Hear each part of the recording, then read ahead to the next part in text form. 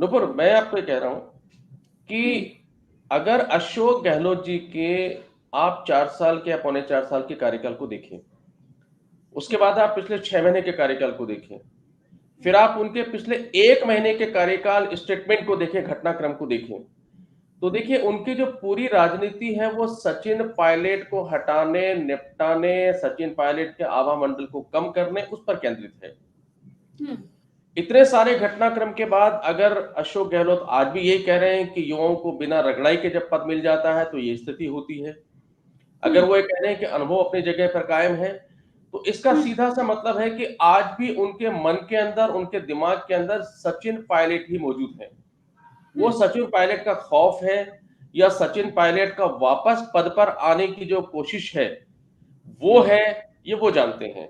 लेकिन कुल मिलाकर अभी भी उनका ध्यान सिर्फ और सिर्फ राजस्थान की राजनीति में उनके जितने बयान हैं वो सचिन पायलट को केंद्रित करके दिए जाते हैं, भले वो खड़गे का नाम लेकर दिए जाए या किसी और का नाम लेकर दिए जाए। हम्म। देखिए राजेंद्र गुड़ा ने बिल्कुल सही बात कही कि जब वो ये जी। कहते हैं कि बिना रगड़ाई के जब युवाओं को पद मिल जाता है, उनको अधिकार मिल जाता है, सत्ता मिल जाती है, तो दशा कुछ और होती है। लेकिन तब उन्होंने हम्म। 4 अंगुलियां खुद के ऊपर उठा ली, क्योंकि सत्य है कि जब पहली बार वो एमपी बने हैं, जब पहली बार उनको सत्ता मिली, तो उस वक्त वो भी युवा थे और उस हम्म। वक्त उनकी कितनी रगड़ाई हुई थी, अभी तक ये उन्होंने डिस्क्लोज नहीं किया कि उन्होंने कितनी रगड़ाई करवाई। वह ये भी नहीं बताते कि जब उन्होंने वैभव गहलोत को जोधपुर से टिकट दिलवाया और वो हार गए, तो टिकट दिलवाने के बाद और चुनाव लड़ने तक उसके पहले वैभव गहलोत की उन्होंने कितनी रगड़ाई करवाई और उस रगड़ाई के बाद उन्होंने उसको सत्ता में लाने की कोशिश की। कुल मिलाकर कहानी ये है कि अशोक गहलोत अभी भी इस समय भी सचिन पायलट के उस आभा मंडल से या सचिन पायलट के खौफ से कहीं न कहीं अभी भी खौफजदा है। उनको लगता है कि चैप्टर क्लोज नहीं हुआ। 22 तारीख के बाद जब डिक्लेयर होगा 99.99% चूंकि खड़गे बन जाएंगे, उसके बाद राजस्थान की राजनीति करवट ले सकती है। सचिन पायलट को पुनः पद स्थापित करने की कोशिश की जा सकती है और जिस तरीके से उन्होंने केंद्रीय नेतृत्व को उसकी हैसियत बताई है, क्योंकि जी। केंद्रीय नेतृत्व आज बोरा रहा होगा, बौखला रहा होगा, अंदर अंदर आप उसकी स्थिति सोचिए आप कि उनकी हम्म। स्थिति क्या होगी। उनकी स्थिति ये कि वो कुछ कर भी नहीं सकते, यानी ना तो हम्म। उगल सकते हैं ना खा सकते हैं, उनकी स्थिति ये हम्म। है। तो केंद्रीय नेतृत्व अपने उस आभा मंडल को बचाने के लिए अगर 22 तारीख के बाद में खड़गे के माध्यम से कोई कदम उठाता है, तो उन कदमों को रोकने के लिए एक बार पुनः वो बयानों के तीर छोड़ रहे हैं और वो तीर फिर उसी जगह जा रहे हैं कि अनुभव मेरे पास में है, युवा भरोसेमंद नहीं है, ज्योतिराव सिंधिया जा चुके हैं, बाकी लोग जा चुके हैं, आपको सचिन पायलट पर भरोसा नहीं करना चाहिए और कुल मिलाकर राजस्थान की जो सत्ता है वो मुझे आपको मेरे हाथों में ही रखनी चाहिए। पूरी जी। कहानी यहीं पर है और ये आश्चर्य की बात है नुपुर के इतने घटनाक्रम होने के बाद में अपने आप को हम्म। इतना मजबूत बताने के बाद भी अगर आज भी उनकी सुई उसी ट्रैक पर घूम रही है, रगड़ाई पर, युवाओं को नेतृत्व नहीं देने पर, उनके अनुभव पर, अपने आप को सर्वाधिक अनुभवी बताने पर और राजस्थान अपने ही हाथों में सुरक्षित बताने पर, तो ये सारी कहानी बताता है कि आज की स्थिति में भी सचिन पायलट को लेकर अशोक गहलोत की मनस्थिति क्या है और वो किस जी। तरह की मनस्थिति में जी रहे हैं। योगेंद्र जी, आपने सचिन पायलट का रिएक्शन देखा होगा कि किस तरह से आ, उनकी बातों में, उनके बयानों में एक मैच्योरिटी दिखाई देती है और वो किसी भी बात को तूल न देते हुए सीधा यही बात करते हैं कि 2030 पे मेरा निशाना है, सरकार को रिपीट कराना है। इसको आप कैसे देखेंगे? देखिए नुपुर, जहां तक सचिन पायलट का सवाल है, सचिन पायलट पहली बात तो ये कि काफी लंबे समय से काफी कम बयान दे रहे हैं। हम्म। अभी सचिन पायलट बहुत फूक फूक के कदम रख रहे हैं, पूरे धैर्य के साथ इस वक्त भी अपनी जगह पर टिके हुए हैं। देखिए सचिन पायलट के साथ एक बहुत बड़ा प्लस पॉइंट हो चुका है और सचिन पायलट मुझे लगता है उनके सलाहकारों ने सचिन पायलट समझ गए होंगे। हम्म। सचिन पायलट को मुख्यमंत्री पद पर स्थापित करने का जो प्लान होगा, होगा इसलिए जी। क्योंकि वो मीडिया में था, सब कुछ खबरों में था, विद्रोह इसीलिए हुआ, विरोध इसीलिए हुआ, लेकिन स्पष्ट रूप से किसी ने नहीं कहा कि हम सचिन पायलट को यहां पर मुख्यमंत्री बनाने जा रहे हैं। हम्म। अगर ये प्लान वहां पर था और जिसकी वजह से राजस्थान की कांग्रेस पर सारा बवाल हुआ, तो इसका मतलब है कि सचिन पायलट इस समय सोनिया गांधी और राहुल गांधी और प्रियंका वाड्रा यानी जो कांग्रेस का केंद्रीय नेतृत्व है उसके पाले में खड़े हुए हैं तो सचिन पायलट को बहुत अच्छी तरह पता है कि मुझे हम्म, ना तो कोई बयानबाजी करनी है, हम्म, ना मुझे एग्रेसिव कदम उठाने हैं, ना मुझे हम्म, किसी तरह का तूफान खड़ा करना है, क्योंकि हम्म, सचिन पायलट की किस्मत, सचिन हम्म, पायलट का मान और स्वाभिमान अब हम्म, जो कांग्रेस का आला कमान है उसके हम्म, साथ जुड़ चुका है। हम्म, अगर सचिन पायलट को यहां पर पदस्थापित नहीं किया जाता है, वो चाहे मुख्यमंत्री का हम्म, पद हो, चाहे वो पीसीसी के अध्यक्ष हो, हम्म, अगर उस पर उनको नहीं लाया जाता है या हम्म, उनको कोई बड़ा ओहदा नहीं दिया जाता है, तो हम्म, ये सचिन पायलट का अपमान अब कम होगा हम्म, और ये अपमान केंद्रीय नेतृत्व का ज्यादा होगा कि हम्म, तमाम तरह की कोशिश के बाद में, दिल्ली के तमाम तरह के प्रयासों के बाद में भी अशोक हम्म, गहलोत इतने मजबूत निकले कि ना सोनिया गांधी कुछ कर पाई, ना राहुल गांधी कुछ कर पाए, ना प्रियंका वाड्रा कुछ कर पाई, ना खड़गे कुछ कर पाए, ना अजय माकन कुछ कर पाए, ना और कुछ कर पाया। तो सवाल ये उठता है कि जब सचिन पायलट की किस्मत, हम्म, सचिन पायलट का स्वाभिमान अगर आला जी, कमान के साथ, उनके स्वाभिमान के साथ जुड़ चुका है, तो फिर हाँ, सचिन पायलट को एग्रेसिवली बयान देने की जरूरत नहीं है। तो इसलिए हम्म, सचिन पायलट ने एक बेहद गंभीरता के साथ में एक हम्म, बेहद सटीक बयान दिया कि जब हम्म, वक्त आएगा तब केंद्रीय नेतृत्व निर्णय लेगा, किसको क्या हम्म, देना है, किसको क्या जिम्मेदारियां देनी है और किस तरीके से सत्ता में दोबारा आना है, वो उसके हम्म, हिसाब से वहां पर जिम्मेदारियां बांटेगा।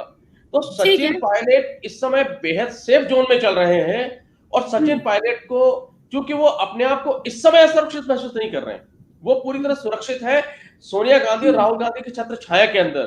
तो सचिन हम्म, पायलट ने जो बयान दिया, परिस्थितियों को हम्म, अनुरूप दिया, और मुझे लगता है कि सचिन पायलट को ऐसा ही बयान देना चाहिए और यही बयान अशोक गहलोत को उद्वेलित कर रहे हैं कि इतना हम्म, कुछ होने के बावजूद भी सचिन पायलट इतने शांत कैसे हैं, इतने हम्म, सौम्य कैसे हैं, इतने चुप हम्म, कैसे हैं, एग्रेसिव क्यों नहीं है, क्रोध क्यों हम्म, नहीं कर रहे हैं, ऐसा कुछ क्यों हम्म, नहीं दिखा रहे कि मैं अगर हुआ तो विद्रोह कर दूंगा। और यही बौखला है सचिन पायलट अशोक गहलोत के बयानों में झलकती है और उनकी जो किस्मत केंद्रीय नेतृत्व से जुड़ चुकी है वो उनके बयानों की सौम्यता में झलकती है। योगेंद्र जी, हम एक चीज देखें, राजस्थान की राजनीति में जो जातिगत समीकरण है वो कहीं ना कहीं अहम रोल प्ले करते हैं। यदि सचिन पायलट के परिप्रेक्ष्य से हम देखें तो गुर्जर बनाम मीणा की अदावत भी जग जाहिर है। तो आपको क्या लगता है, क्या ये चुनौती उनकी राह में नहीं है? नहीं देखिए, अगर आप जब सचिन पायलट के लिए कहते हैं कि गुजर नेता के रूप में प्रतिस्थापित करने की कोशिश करते हैं, हम्म, तो मुझे हम्म, लगता है कि थोड़ा सा हम उनको कम आंक रहे हैं। हम्म, आज सचिन पायलट जब भी सड़क पर उतरते हैं, सचिन पायलट हम्म, किसी भी सिटी में जाते हैं, किसी भी शहर में जाते हैं, तो वो शहर हम्म, ऐसे भी है जहां पर गुजर नहीं है, लेकिन हम्म, जो जन सैलाब आता है, जो भीड़ उनके उसमें आती है मीटिंग्स के अंदर या उनसे मिलने के लिए, वो भीड़ बदस्तूर है, वो चाहे हम्म, गुर्जर इलाका हो, चाहे नॉन गुर्जर इलाका हो। तो हम्म, एक तरह से ऐसा लगता है कि उनकी जो पॉपुलैरिटी है, उनके जो चाहने वाले हैं, उनकी जो फॉलोवर विंग है, वो खाली एक जाति बेस नहीं है। हम्म, ये भारतीय राजनीति का बिल्कुल एक सत्य चेहरा है कि कोई भी जब नेता उभरता है, तो सबसे पहले उसे अपनी जाति का समर्थन लेकर अपने जातिगत नेता का टैग उसे लगाना होता है। हम्म, चाहे वो मीणा जाति का हो, चाहे वो ब्राह्मण जाति का हो, चाहे वो राजपूत जाति का हो, आप कुछ भी कह लीजिए। तो इसमें हम्म, तो कोई शक नहीं है कि चूंकि हम्म, उनके पिता इतने बड़े लीडर रहे हैं और हम्म, गुर्जरों के एक तरह से वो निर्विवाद रूप से सबसे बड़े लीडर के रूप में उभर रहे हैं। ऐसे हम्म, में अगर गुर्जर उनको अपना नेता मानते हैं, तो उसमें कोई गलत नहीं है। जहां तक हम्म, आपने कहा कि गुर्जर वर्सेज मीणा, हम्म, तो देखिए, ये सत्य है कि दोनों जातियों में आपसी तालमेल की कमी है और हम्म, ये कोशिश डॉक्टर किरोड़लाल मीणा ने भी 2012 और 13 में जब उन्होंने हम्म, राजपा को यहाँ पर लॉन्च किया था और एनपीपी के रूप में चुनाव लड़ा था, तब वो कर्नल बैंसला को भी अपनी पार्टी के साथ जोड़ना चाहते थे। उन्होंने काफी कोशिश भी उस वक्त की वहां पर और उन्होंने हम्म, भरपूर प्रयास किया कि मैं गुर्जर हम्म, मीणा को एक कर दूं, राजस्थान की राजनीति में थर्ड फ्रंट के रूप में एक अच्छा खासा मुकाम हासिल कर लूं, लेकिन वो हम्म, उसको नहीं कर पाए। हम्म, जहां तक सचिन पायलट का सवाल है, सचिन पायलट का मीणाओं के अंदर भी विरोध उस स्तर पर नहीं है जिस स्तर हम्म, पर होना चाहिए। यानी मीणाओं का जो एक तबका है, वो कहीं ना हम्म, कहीं ये मान के चलता है कि सचिन पायलट के आने से उनका उतना जो नुकसान होना चाहिए, शायद उतना हम्म, नुकसान नहीं होगा और सचिन पायलट को एक्सेप्ट वो कर सकते हैं। तो ये जो जी, भीड़ इनके बताती है, वो भीड़ हम्म, बताती है कि ये खाली गुर्जर नेता नहीं है। हम्म, राजस्थान में अन्य जो जातियां हैं, उसमें उनके फॉलोवर हैं अन्य जातियों में उनके समर्थक हैं, अन्य जातियों को साथ लेकर चलने की क्षमता भी रखते हैं, और इसीलिए वो जहां लेकिन भी जाते योगेंद्र हैं। जी, उन पर 2020 की बेवफाई का आरोप भी तो लग रहा है, उसे आप कैसे देखिए, देखेंगे? आपने आपने बिल्कुल सही कहा कि 2020 की बेवफाई का वो लग रहा है, और उस बेवफाई का दंश वो आज तक हम्म, भुगत रहे हैं। हम्म, उन्होंने किन परिस्थितियों में ये किया, क्यों किया, हम्म, कैसे किया, उस पर लंबी बहस हो चुकी है। मैं हम्म, हमेशा एक बात कहता रहा हूं कि सचिन पायलट में सब कुछ हो सकता है, पर एक कमी बहुत है, और वो हम्म, कमी है कि उनमें पेशेंस की कमी है। और पेशेंस हम्म, की देखिए, पेशेंस की कमी 2020 के अंदर भी थी। हम्म, 2020 में जब उनको उप मुख्यमंत्री का पद मिला, हम्म, उनको मंत्री पद हम्म, मिला, उनके जो हम्म, समर्थक है उनको मंत्री पद मिला।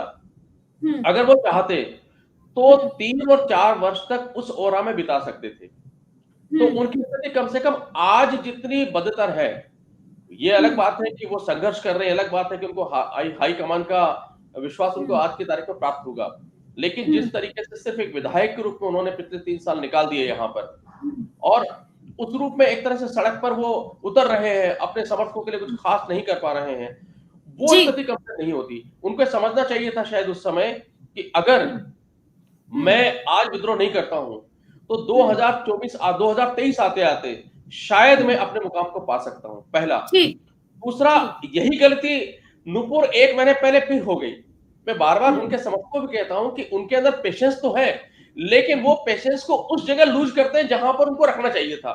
अगर हम्म, आला कमान ने ये हिंट दे दिया था कि हम्म, सचिन पायलट को यहां मुख्यमंत्री बनाया जाएगा, अगर ये हिंट दे दिया गया था कि सचिन पायलट अगले मुख्यमंत्री हो सकते हैं, तो मेरे समझ के आज भी बाहर है। और मैंने उनके समर्थकों को कहा है, जो उनके क्लोज़र पर्सन है, जो हमारी मुलाकात होती है, हम कभी बात करते हैं ऑफ द बीट, तो मैंने उनसे कहा कि भई अगर ऐसा हो गया था, तो सचिन हम्म, पायलट को जब पता था कि आला कमान उनको चीफ मिनिस्टर बनाने के लिए बिसात बिछा रहा है, उनको हम्म, यहां पर आकर एग्रेसिवली क्या आवश्यकता थी कि सारे विधायकों से मिले? क्या आवश्यकता थी कि उनको सीपी जोशी से मिलना था? क्या हम्म, आवश्यकता थी कि उनको सड़क पर होर्डिंग लगाने थे? एक हम्म, नए युग की शुरुआत। ये हम्म, सारे काम करके, और आप एक तरह से आप सामने वाले को उकसा रहे हैं। हम्म, और आपने यहां पर भी वही जल्दबाजी की, वही गलती की जो आपने 2020 में की थी। उसका हम्म, खामियाजा 2020 से लेकर हम्म, 2022 तक उन्होंने भुगता, और अब जो उन्होंने गलती इस बार की, वही गलती का खामियाजा वो उस गलती को करने के बाद से बिल्कुल लेकर। योगेंद्र, और शायद यही आग जो है वो कहीं ना कहीं मुख्यमंत्री अशोक गहलोत के लिए मशाल का काम कर देती है। योगेंद्र जी, एक इम्पोर्टेंट सवाल हो जाता है कि 19 अक्टूबर के बाद में क्या लगता है कि राजस्थान की कमान किसके हाथ में होगी? नुपुर, हम लोग राजनीतिक विश्लेषक हैं, राजनीतिक भविष्यवक्ता नहीं है, दोनों में फर्क है। हाँ, हम ज्योतिष का आपका काम नहीं करते। विश्लेषण आपके चश्मे से समझने की कोशिश करना चाहूंगी मैं भी, और हमारे तमाम दर्शक जुड़े हुए वो भी। अब राजनीतिक विश्लेषक के रूप में मैं आपको इतना बता दूं कि एक बार ये जो थ्रिलर फिल्म है कांग्रेस की, जिसमें सस्पेंस भी है, जिसके अंदर हम्म, थ्रिल भी है, जिसके हम्म, अंदर बहुत कुछ है, मतलब हम्म, एक मजेदार फिल्म चल रही है। हम्म, उस फिल्म का अगला चैप्टर शुरू होगा वहां पर। हम्म, अब जब खड़गे साहब बन जाएंगे, तो देखिए एक बात हम्म, तय है कि अगर खड़गे साहब बन रहे हो, 99% बन रहे हैं, वो ये तय बात है, थरूर हम्म, कहीं है नहीं कंपटीशन में, तो उनके बनने के बाद में पहला सत्य तो ये है कि खड़गे साहब वही करेंगे जो हम्म, सोनिया गांधी, राहुल गांधी, प्रियंका वाड्रा करेंगे, यानी जो गांधी परिवार कहेगा। वो हम्म, एक तरह से खड़ाऊ है, और हम्म, ठीक है, राजनीतिक मजबूरियां थी तो उनको बनना पड़ा वहां पर, क्योंकि अशोक गहलोत ने मना कर दिया और सोनिया गांधी, राहुल गांधी बन नहीं सकते हैं। हम्म, जब वो बनेंगे, तो अब वहां पर पर्दे का फिर पर्दा हटेगा, और फिर हम्म, शुरू होगा कौन बनेगा मुख्यमंत्री, या हाँ, रहेगा कौन रहेगा मुख्यमंत्री, और फिर हम्म, होगा मैं भी बनूंगा मुख्यमंत्री, और फिर अशोक गहलोत जी कहेंगे मैं ही रहूंगा मुख्यमंत्री। ये 4 एपिसोड जी, यहां पर शुरू होने वाले हैं। अब जब जी, 4 एपिसोड यहां शुरू होंगे, तो देखिए अशोक गहलोत किसी भी कंडीशन में, यानी उन्होंने इतना बड़ा दांव खेल दिया, अपनी पूरी जो राजनीतिक जमा पूंजी थी, जो अपने पूरे राजनीतिक जीवन का गांधी हम्म, परिवार के प्रति जो पूरा भरोसा था, हम्म, उस भरोसे को दांव पर लगाते हुए इतना बड़ा राजनीतिक भूचाल यहां पर आ गया। तो हम्म, ऐसे में अशोक गहलोत मुख्यमंत्री का पद छोड़ देंगे, ये मुझे हम्म, अभी भी दिवा स्वप्न लग रहा है। वो कुछ हम्म, भी करेंगे, वो कुछ हम्म, भी कर देंगे, लेकिन मुख्यमंत्री का पद नहीं छोड़ेंगे। ऐसे में एक तरफ तो ये लगता है कि एन कैन प्रकरण, क्योंकि उनके समर्थकों ने ये भी कहा है कि हम इस बात के लिए भी तैयार हैं कि अगर हम जरूरत पड़ी तो हम समय से पहले भी चुनाव में जा सकते हैं। तो अगर उनके समर्थक, क्योंकि देखिए जो भी फॉलोअर होता है, जो समर्थक होता है, वो कभी भी अपने आला कमान यानी उसका आला कमान, अगर वो अशोक गहलोत को ही आला कमान मानता है तो उसके बिना सहमति के या उसके बिना संज्ञान में लाए वो इस तरह के बयान नहीं देता। तो ये बयान बताता है कि चाहे कुछ भी हो जाए, हमारे अभिभावक अशोक गहलोत जी ही मुख्यमंत्री रहेंगे, और अगर उनको हटाने का प्रयास किया गया तो चाहे विधानसभा भंग हो जाए, हम चुनाव में जाने को तैयार हैं। मतलब किसी भी कंडीशन में सचिन पायलट एक्सेप्टेबल नहीं है, पहला।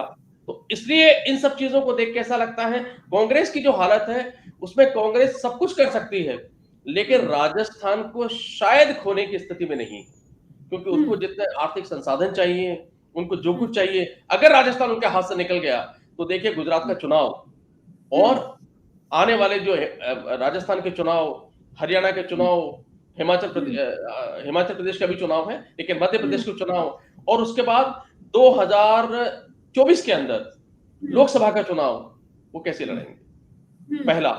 तो इसलिए वो खोने की स्थिति में नहीं है। तो जब वो खो नहीं सकते, अशोक गहलोत और उनकी टीम जो बहुमत में है, उनके विधायकों के बिना इच्छा के या उनके बिना समर्थन के सचिन पायलट बन नहीं सकते, तो ऐसी स्थिति में हमें सोचना होगा कि क्या केंद्रीय नेतृत्व तो इतना बड़ा कदम उठा सकता है कि चाहे सरकार चली जाए, चाहे राजस्थान खत्म हो जाए, लेकिन अपने ओरा को बचाने के लिए हम यहां पर प्रयोग करेंगे। इसकी संभावना शून्य है। इसलिए हम कहते हैं कि शायद अशोक गहलोत अभी फिलहाल जाने वाले नहीं हैं। सचिन पायलट जी आप अपनी बात जारी रखिए। सचिन पायलट का जहां तक सवाल है, तो कि सचिन पायलट अब दो चीजें सोच रहे होंगे। पहला सवाल तो यह है कि चूंकि वो केंद्रीय नेतृत्व के पाले के अंदर है, तो उनको अच्छी तरह समझ में आने लगा, उनके बयानों से झलकता है कि अब उनको बहुत ज्यादा एग्रेसिव नहीं होना है। यहाँ पर जो करना होगा अपने सम्मान को बचाने के लिए अब केंद्रीय नेतृत्व करेगा, खड़गे साहब के बनने के बाद में, पहला। दूसरी बात वो ये भी समझ रहे होंगे कि अगर मान लीजिए एएन के प्रकरण किसी तरह को बना दिया जाता है, तो भाई 3 महीने पहले आचार संहिता लग जाएगी यहाँ पर। अब आपके पास बचेगा मुश्किल से बमुश्किल से 1 साल आपके पास रहेगा। 1 साल में अगर मान लीजिए सब किस तरह में 3 महीने और निकल गए, तो आपके पास मुख्यमंत्री पद का 6 महीने से लेकर 9 महीने आपके पास बचेंगे। 6 से 9 महीने में जो अशोक गहलोत के समर्थक विधायक है, जो 50 हो सकते हैं, 60 हो सकते हैं, उनका समर्थन आपको हासिल नहीं होगा। ऐसे में क्या तो मुख्यमंत्री पर चला लेंगे, क्या वो जनता के लिए काम कर लेंगे, बल्कि जो राय का अशोक गहलोत ये भी कह चुके हैं कि बजट भी मैं ही पेश करूंगा, और वो भी जल्दी। देखिए उनके जो बयान, उन्होंने क्या कहा था, कोई भी बयान राजनीति में हर बयान का मतलब होता है। उनका कहने का यही तो मतलब है कि वो केंद्रीय नेतृत्व को भी संदेश दे रहे हैं, अपने विधायकों को भी संदेश दे रहे हैं, और अपने फॉलोअर को भी संदेश दे रहे हैं कि भाई मैं बजट पेश करूंगा, मतलब मैं सेफ हूं ना। अब मैं अगर बजट फरवरी में आता है तो इसका मतलब है कि फरवरी तक तो मैं कहीं जा नहीं रहा। अब फरवरी के बाद समय कितना बचेगा, मुश्किल से 5-6 महीने। उस 5-6 महीने के अंदर जब मैंने बजट ही पेश कर दिया, और बजट लोक लुभावन होगा, दुनिया भर की उसमें घोषणाएं होंगी, उस घोषणाओं को क्रियान्वयन कौन करेगा, सचिन पायलट करेंगे क्या? वो तो वही करेंगे। भाई उसके करने के लिए मुझे यहाँ पे रहना है।